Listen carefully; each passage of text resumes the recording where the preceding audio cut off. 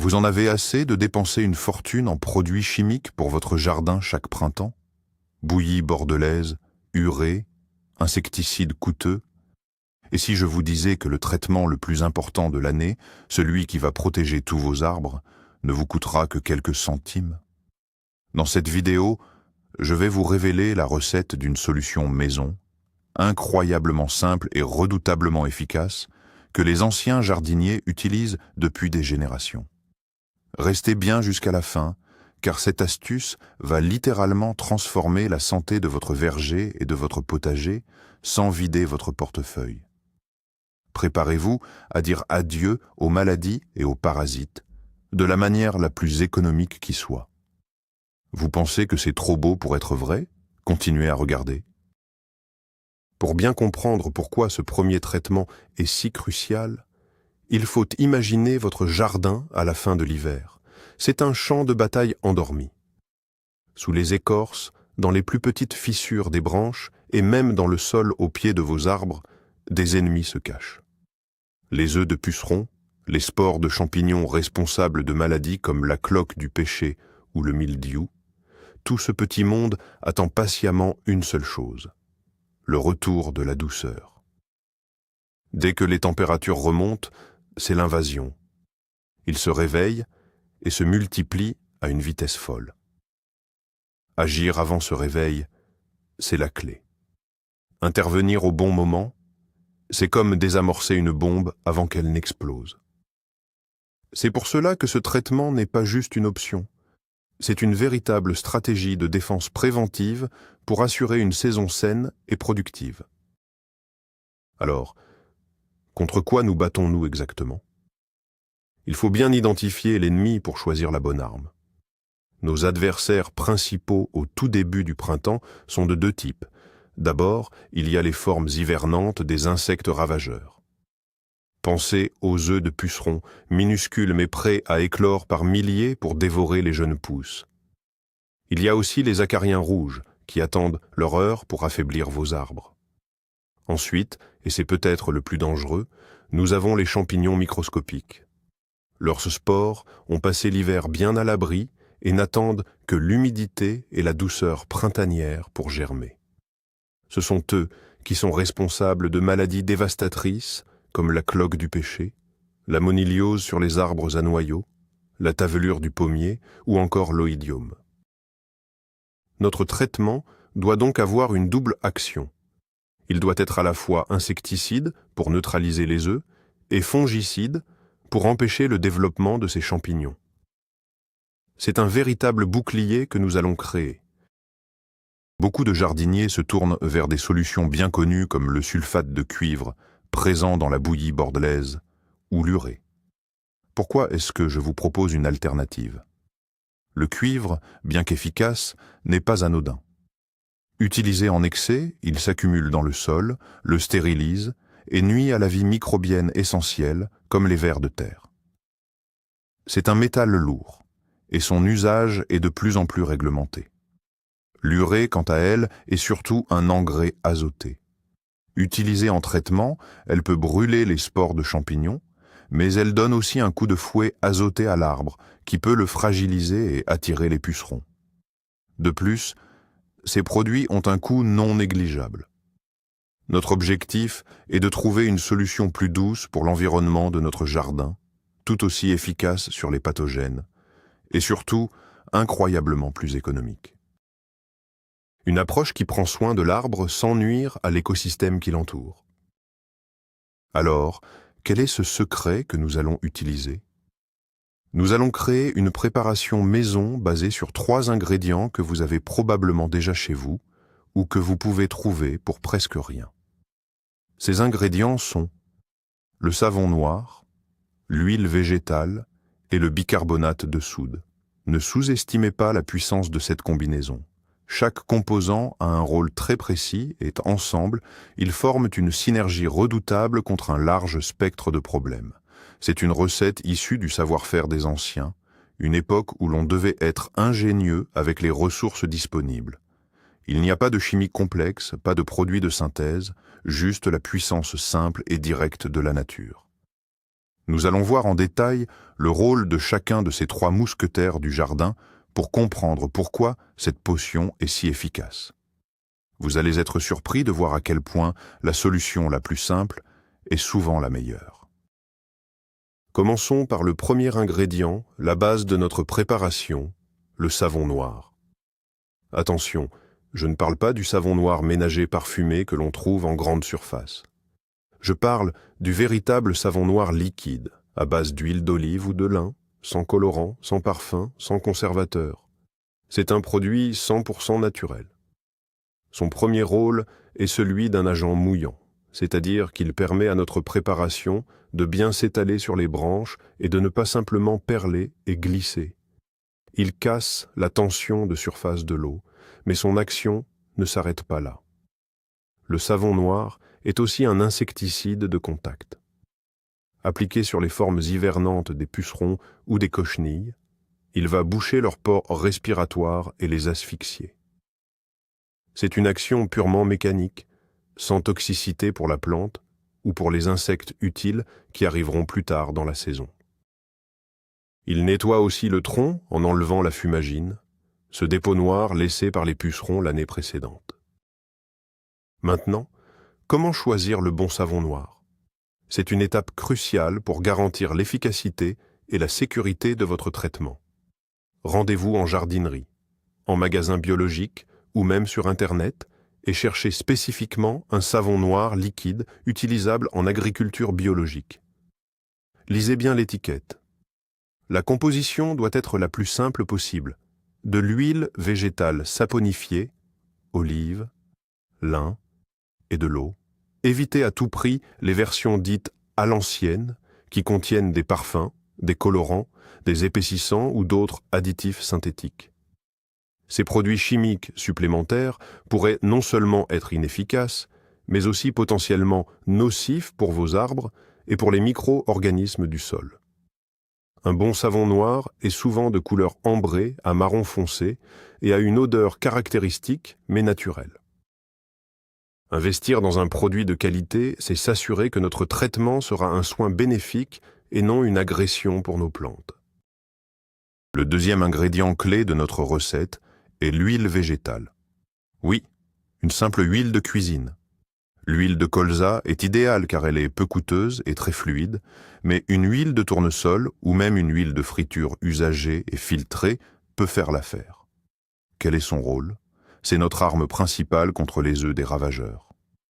L'huile, une fois pulvérisée sur l'arbre, va former une très fine pellicule qui va enrober les œufs de pucerons, d'acariens et de certains autres insectes. Cette pellicule va les imperméabiliser et les priver d'oxygène, provoquant leur asphyxie. C'est une méthode incroyablement efficace pour réduire drastiquement la population de parasites avant même leur naissance. Vous éliminez le problème à la source. C'est beaucoup plus facile de neutraliser des centaines d'œufs immobiles que de courir après des milliers de pucerons mobiles quelques semaines plus tard. L'huile agit comme un film étouffant, une barrière physique contre laquelle les œufs ne peuvent pas développer de résistance. Pourquoi cette action de l'huile est-elle si fondamentale pour ce premier traitement d'hiver? Parce que c'est le seul moment de l'année où l'on peut l'utiliser sans risque sur les arbres fruitiers. Appliquer une huile sur un arbre en pleine feuille, en été, pourrait boucher les stomates, les pores qui permettent à la plante de respirer et provoquer des brûlures sur le feuillage. Mais en fin d'hiver, avant que les bourgeons n'éclosent complètement, l'arbre est encore en dormance. Il n'y a pas de feuilles fragiles à endommager. On peut donc couvrir l'intégralité de la structure de l'arbre, du tronc jusqu'au bout des plus petites brindilles, avec cette fine couche protectrice. C'est une fenêtre de tir très courte, mais extrêmement stratégique. En agissant à ce moment précis, nous ciblons les formes les plus vulnérables des ravageurs, leurs œufs, tout en préservant la santé de l'arbre. C'est une technique préventive de premier ordre. Et enfin, voici notre troisième ingrédient, notre botte secrète contre les maladies, le bicarbonate de soude. Aussi appelé bicarbonate de sodium, c'est cette poudre blanche que l'on utilise en cuisine ou pour le ménage. Son rôle dans notre préparation et d'être un fongicide de contact. Comment ça marche? C'est très simple. Les spores de champignons, comme le mildiou, l'oïdium ou la cloque du pêcher, ont besoin d'un environnement avec un certain niveau d'acidité, un pH spécifique, pour pouvoir germer et se développer. Le bicarbonate de soude, en se déposant sur l'écorce, va modifier ce pH en le rendant plus alcalin, plus basique. Ce nouvel environnement devient tout simplement inhospitalier pour les champignons. Leurs spores ne peuvent plus germer. On ne les tue pas avec un poison violent, on les empêche simplement de s'installer. C'est une approche beaucoup plus douce et préventive. C'est un peu comme changer la serrure de sa maison. Les voleurs ont toujours la clé, mais elles n'ouvrent plus la porte. Passons maintenant à la recette exacte. Retenez bien ces proportions, elles sont très simples. Pour préparer 1 litre de notre solution, vous aurez besoin d'1 litre d'eau tiède. L'eau tiède aidera à mieux dissoudre les ingrédients. Ensuite, ajoutez 1 cuillère à soupe de savon noir liquide. 1 cuillère à soupe, c'est environ 15 ml. Puis, ajoutez 1 cuillère à soupe d'huile végétale, de colza de préférence. Et pour finir, ajoutez 1 cuillère à café de bicarbonate de soude. 1 cuillère à café, c'est environ 5 grammes. Donc, pour résumer, 1 litre d'eau, 1 cuillère à soupe de savon noir, 1 cuillère à soupe d'huile, 1 cuillère à café de bicarbonate. C'est tout. Vous pouvez bien sûr multiplier ces quantités en fonction de la taille de votre jardin et du nombre d'arbres à traiter. Pour un petit verger, préparez directement 5 litres dans un grand seau ou dans votre pulvérisateur. La préparation est aussi importante que les ingrédients. Voici la méthode pas à pas pour ne pas vous tromper. Prenez un récipient comme un arrosoir ou un seau. Versez-y votre quantité d'eau tiède. La première étape est de dissoudre parfaitement le savon noir. Versez votre cuillère à soupe de savon dans l'eau et remuez doucement avec un bâton jusqu'à ce que le mélange soit complètement homogène. Il ne doit plus y avoir de filaments ou de paquets de savon. Cette étape est essentielle car si le savon est mal dissous, il pourrait boucher la buse de votre pulvérisateur plus tard. Prenez votre temps. Assurez-vous que la dissolution est totale. L'eau doit prendre une couleur légèrement ambrée et être parfaitement limpide. C'est la base de notre préparation, le liant qui va permettre aux autres ingrédients de bien se mélanger et d'adhérer à l'arbre. Une fois que votre eau savonneuse est prête, il est temps d'ajouter l'huile. C'est l'étape la plus technique, mais ne vous inquiétez pas, c'est très simple. Comme vous le savez, l'huile et l'eau ne se mélangent pas naturellement. Nous devons donc créer ce qu'on appelle une émulsion. Versez votre cuillère à soupe d'huile dans le mélange. Vous allez voir des gouttes d'huile flotter à la surface. Maintenant, il faut agiter vigoureusement. Si vous préparez le mélange directement dans votre pulvérisateur, fermez-le et secouez-le énergiquement pendant au moins 30 secondes.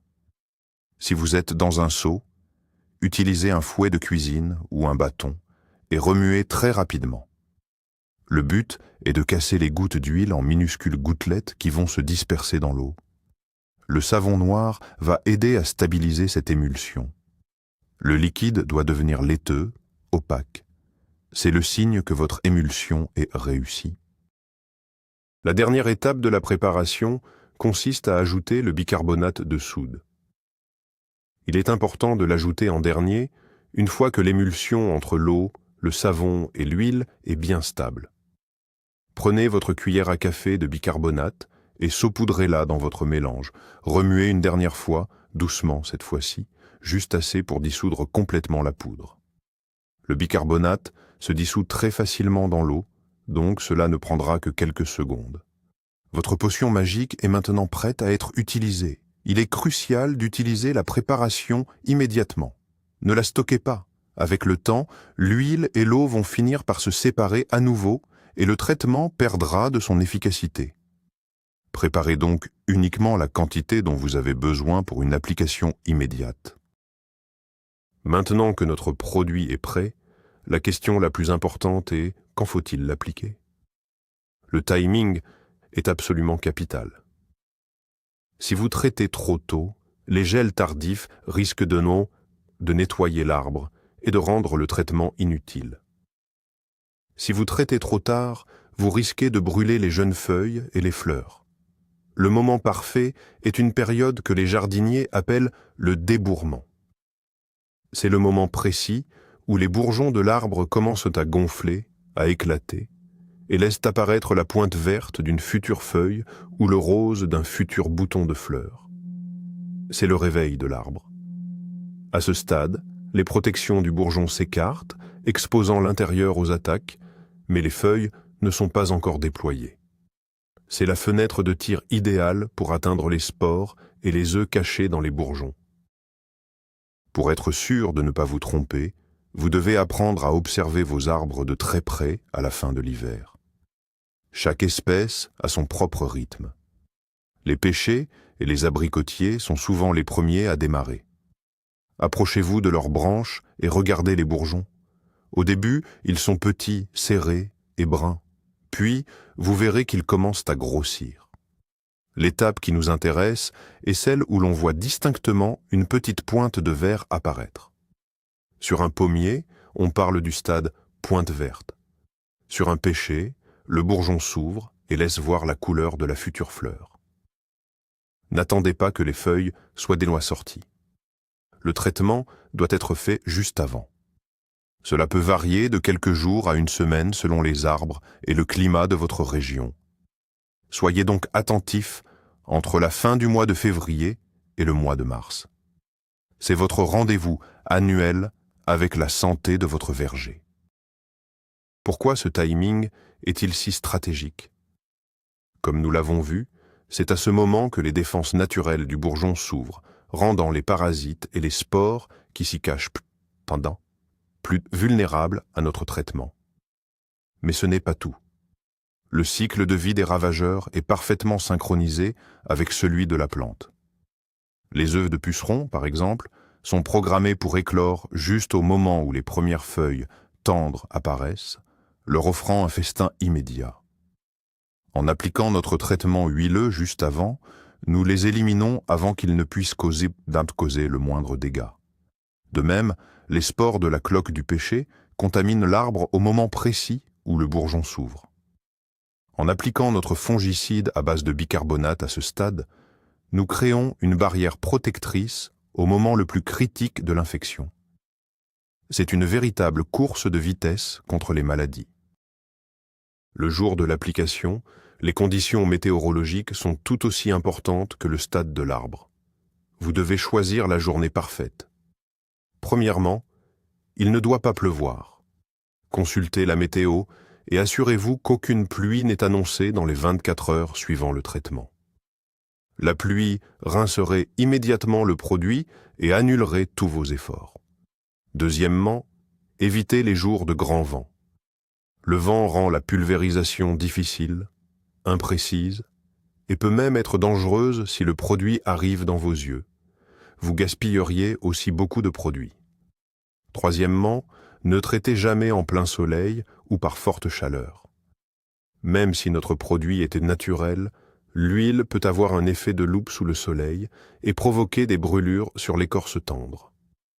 Le moment idéal est donc une journée calme, sans vent, avec un ciel couvert ou en fin d'après-midi lorsque le soleil a perdu de sa force. Pour l'application, vous aurez besoin d'un bon pulvérisateur. Un modèle à pression préalable que l'on porte sur le dos ou à la main est parfait. Assurez-vous qu'il est propre. Si vous l'avez utilisé pour du désherbant ou d'autres produits chimiques auparavant, rincez-le très soigneusement plusieurs fois à l'eau claire. Versez votre préparation dans le réservoir en la filtrant si nécessaire avec une passoire fine ou un vieux bas pour éviter de boucher la buse. Mettez le pulvérisateur sous pression. Réglez la buse pour obtenir un brouillard fin, de fines gouttelettes, et non un jet puissant. Le but est de déposer une pellicule uniforme sur l'arbre, pas de le lessiver. N'oubliez pas de secouer régulièrement le pulvérisateur pendant l'application pour que l'émulsion huileuse reste bien homogène. L'application en elle-même doit être méticuleuse. Vous devez traiter l'arbre dans son intégralité, sans oublier le moindre recoin.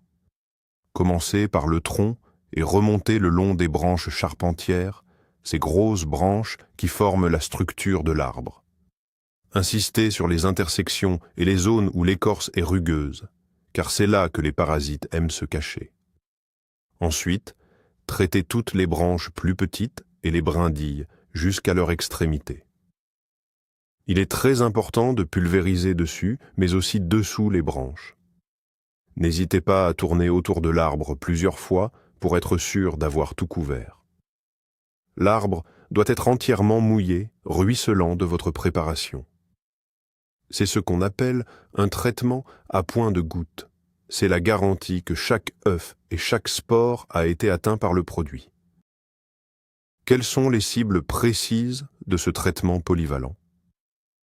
Sur les arbres à pépins comme les pommiers et les poiriers, il va être très efficace pour prévenir la tavelure et pour éliminer les œufs d'acariens rouges et de pucerons.